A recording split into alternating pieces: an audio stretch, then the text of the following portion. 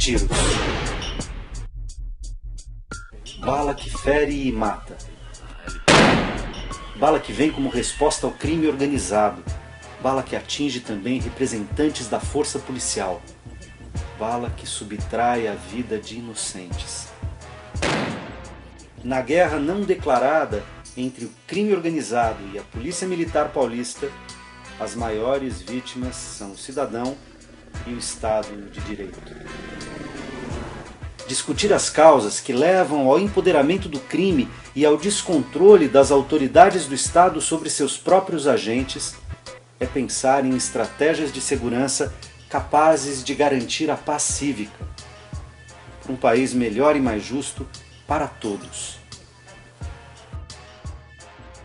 Olá, o Melhor e Mais Justo de hoje discute formas de combater a violência do Estado de São Paulo. Estamos ao vivo pelo portal tvt.org.br e também pela Rádio Brasil Atual FM, 98.9 em São Paulo, 93.3 Litoral Paulista e 102.7 no Noroeste Paulista. Para essa conversa eu tenho o prazer de convidar Arquimedes Andrade, que é secretário de Defesa Social de Diadema, Martim de Almeida Sampaio, presidente da Comissão de Direitos Humanos da OAB São Paulo, e o padre Valdiran Ferreira dos Santos, que realiza um trabalho de prevenção da violência no bairro da Brasilândia, no município de São Paulo. Bem-vindos. Obrigado. Os 3 primeiros trimestres de 2012, segundo dados da Corregedoria da Polícia Militar Paulista, 369 pessoas foram mortas em confronto com policiais militares em serviço. Esses são os casos com alegação de resistência seguida de morte, excluídos os homicídios doloso e culposo. Também, desde o começo do ano de 2012, 90 policiais militares já foram mortos, a maior parte fora de serviço. Em alguns bairros, principalmente na periferia, fala-se em toque de recolher. Há ameaças de rebelião nos presídios e a população tem ficado em alerta e, às vezes, em pânico. Por que isso está acontecendo? Por que a gente chegou nesse ponto? Martim, bem-vindo novamente. Nos diga, na tua opinião, por que chegamos a esse estágio?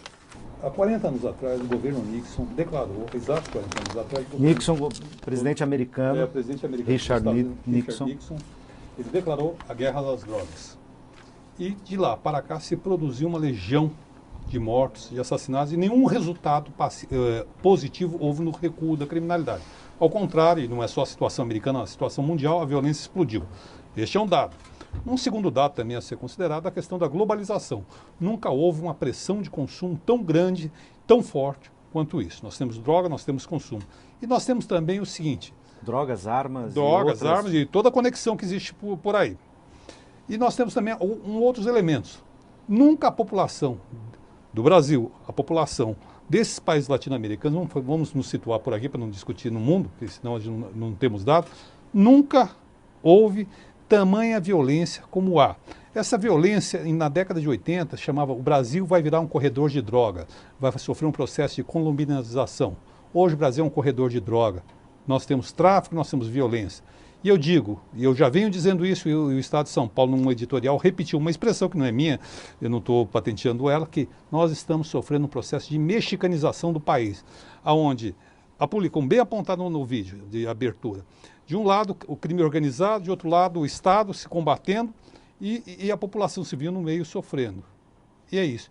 E há também uma causa também estrutural, que já foi levado para a Corte Interamericana de Direitos Humanos em Washington, na data de ontem, que diz respeito à questão da violência policial, os famosos boletins de resistência seguida de morte, que é o velho kit policial, o 38 a maconha e uma vítima foge.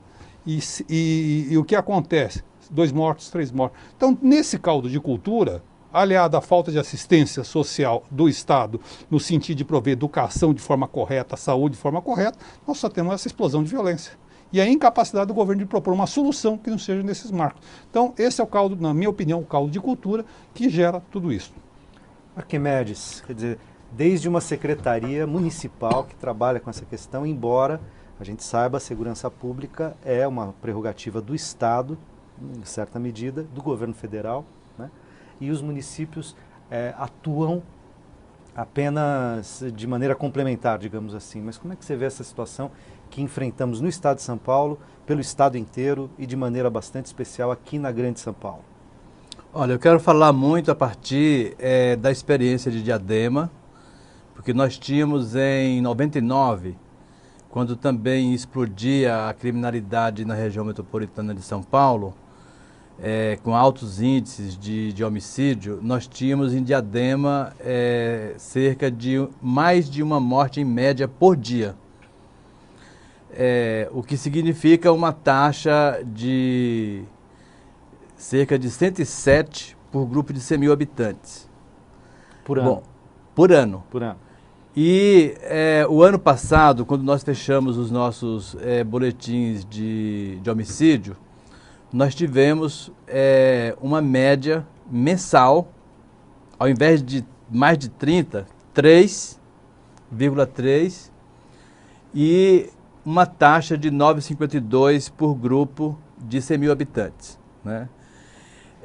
O que Diadema fez para mudar a situação, que é muito similar ao que acontece hoje na capital, em termos de insegurança, não em termos de números de estatística, mas em termos de insegurança, parece muito com a situação da capital, que também acaba transbordando para os municípios da região metropolitana. Diadema fez uma política de segurança com inclusão social. Por quê? Porque segurança não é só polícia.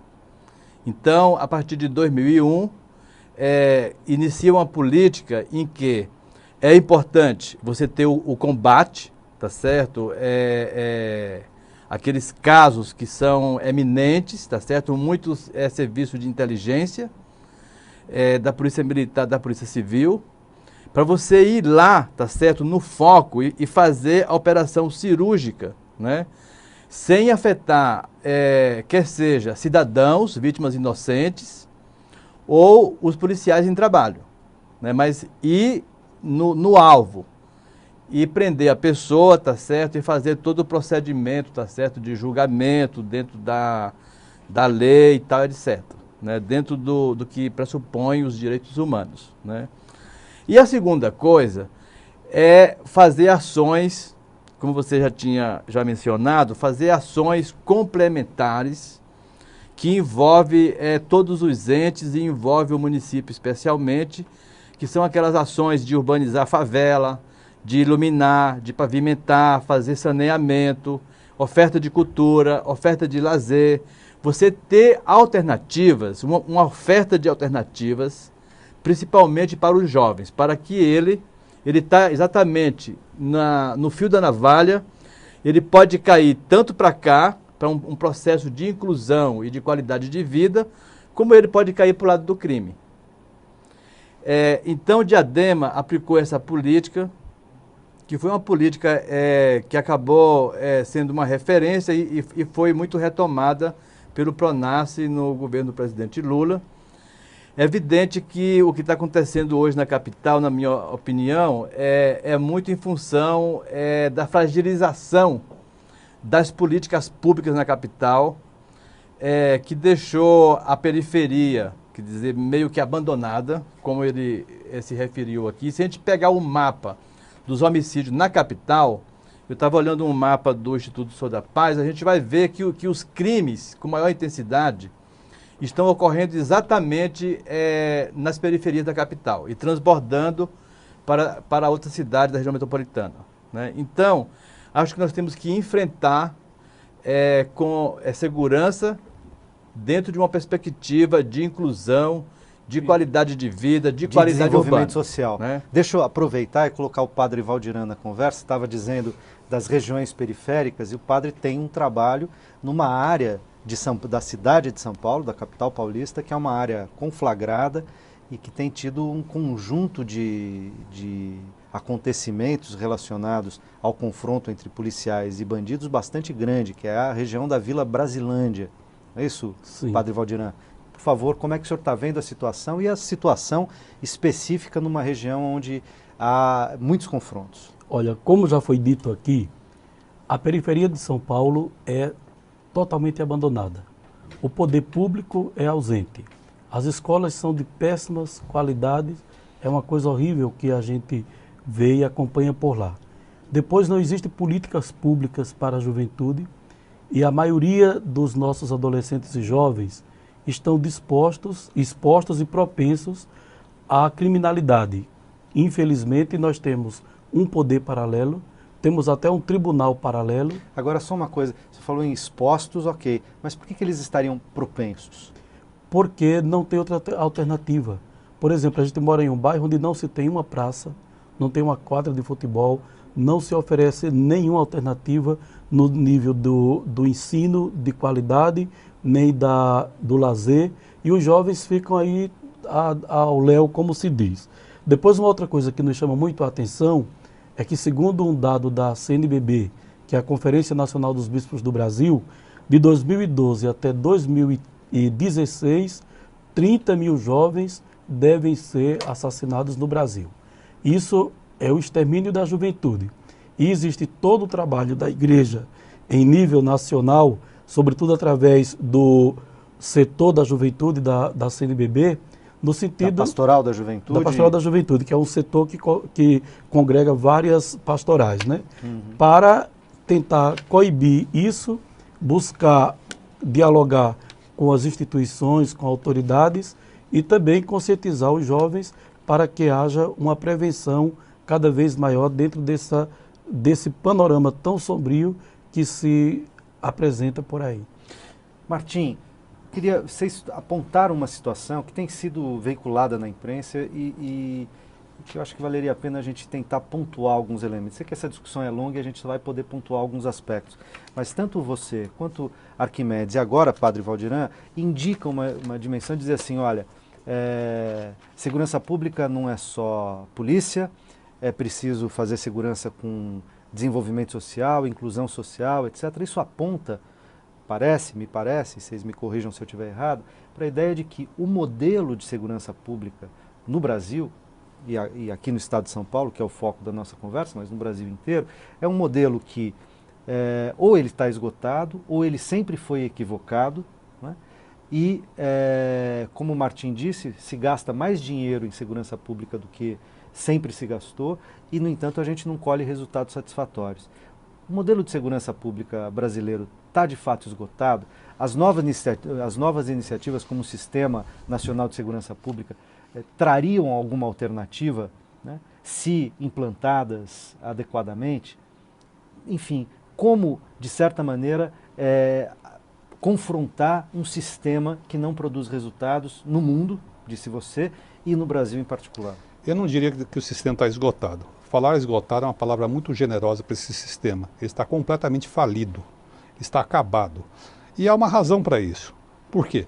Quando em 64, quando houve o golpe militar, havia uma polícia civil, que era aqueles guardinhas, eu tenho 53 anos, então me lembro, talvez os mais velhos aqui de São Paulo se lembrem, que havia a guarda civil, eles andavam num fusquinha azul, e era uma guarda civil, e cumpria seu papel. Essa guarda foi militarizada, passou a ser reserva do Exército, e incorporou a ideologia de segurança nacional, onde o inimigo era inimigo interno, era o povo.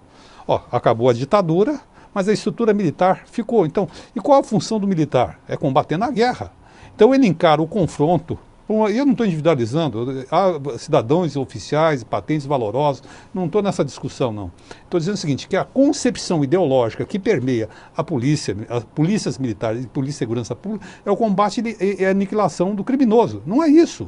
Eu acho que muito bem apontou aqui o Arquimedes, o secretário Arquimedes, me permita ele chamar de Arquimedes, se o senhor me permita, que numa pequena cidade, dentro do que é o Brasil, fazem políticas de inclusão pública, fazem políticas de inclusão social, você acaba derrubando esse índice. Agora, o que se propõe aqui, toda a proposta que eu tenho visto em termos de segurança pública em São Paulo significa o seguinte, significa construção de mais presídio, que traz um problema social imenso para as cidades que recebem esse presídio. Nunca se prendeu tanto. Nunca, nunca. O Poder Judiciário está entupido de pessoas presas. Nunca se prendeu tanto, nunca se investiu tanto e nunca se colheu nenhum resultado como agora. Então algo está errado. Tem que se repensar a partir da desmilitarização da Força Pública de São Paulo, da Segurança Pública, e passar a usar operativos com mais inteligência, investir em inteligência que vai combater o crime, a inteligência, como é que se combate o crime na lavagem do dinheiro, na informação, diminuir e com uma transversalidade de direitos humanos, que o cidadão, que o policial compreenda também que ele é um cidadão. Daí a dificuldade, eu tenho recebido muitas críticas pela internet, falou o que os direitos humanos falam sobre os 80 policiais mortos. Lamentamos profundamente. Lamento profundamente, faço meu registro de solidariedade às famílias em luto, lamento profundamente. São seres humanos, trabalhadores, que nem nós, aliás, que deviam ter até sindicato para poder reivindicar, construir, poder ter uma construção política aí. Lamento profundamente, já enviei telegrama às famílias, nós enviamos, em geral enviamos, só que está num tamanho que a gente não consegue, mas isso também não vai resolver. O que vai resolver é a sociedade brasileira fazer um pacto consigo própria, um pacto de futuro, onde vão fazer uma construção de um novo Estado, um Estado onde se privilegia a inclusão social através do que? Da educação, da saúde, moradia. Que a Brasilândia, onde o padre atua, não seja aquela cratera lunar, que tenha um campo de futebol, parece bobagem, mas as pessoas têm... pobre tem estresse também, pobre precisa se divertir.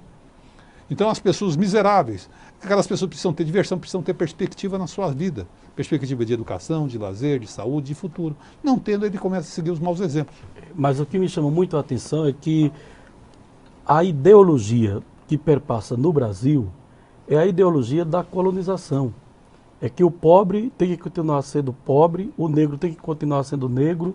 E carregando o pacote dos outros ainda. Não pode ascender na vida. Não pode. Então tem que ser o pobre e o serviçal e morrer ali. Então daí vem toda essa ideia de genocídio, podemos dizer, que para acabar com a miséria, acabar com a pobreza, acabar com a criminalidade do Brasil, tem que matar. Então é uma sociedade tem que matar pobre. Né? Matar pobre. E a sociedade só se revolta quando a classe média ou mais ela começa a ser ameaçada. Veja aquele caso publicitário nas Perdizes. Lamentável. Fiquei em lutar, fiquei entristecido, mas não viemos aqui discutir isso. Aí se mobilizou, porque ele era um branco, ele era um universitário. Agora, morre todo dia. Eu preciso fazer um intervalo, mas a gente vai continuar com esse debate. Já voltamos.